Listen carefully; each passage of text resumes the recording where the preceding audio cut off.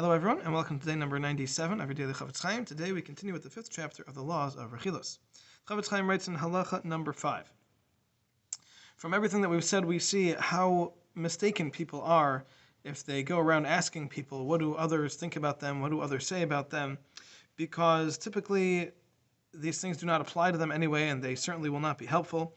And if these people don't want to share the information, then they pressure them and they push them to give it to them. And then if there is any kind of negative response that they heard from someone else, then they immediately accept it as truth and they act on it and they create this animosity and hatred, and all of this is prohibited. And if we were to go through the list of prohibitions and other violations that a person who gets into this habit will violate over the course of his lifetime, the list would be unending.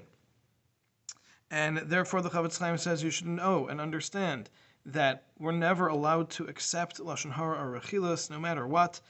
Even if it's something that applies to us that we need to know, you're still not allowed to believe it. All you are allowed to do is protect yourself in the event that should something like that come to be, you would be protected. But you're never allowed to believe it, and certainly if it's something that does not apply to you, you don't need to know it, then you are not even allowed to listen to it, as we have already explained earlier.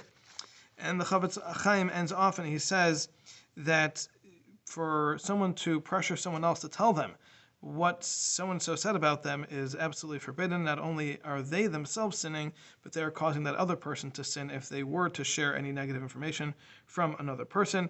And therefore it is crucial that we avoid getting into the habit of asking people what others think about us unless you know that you absolutely need to have that information for your own safety. Otherwise, it is something that we should certainly all be avoiding as much as possible.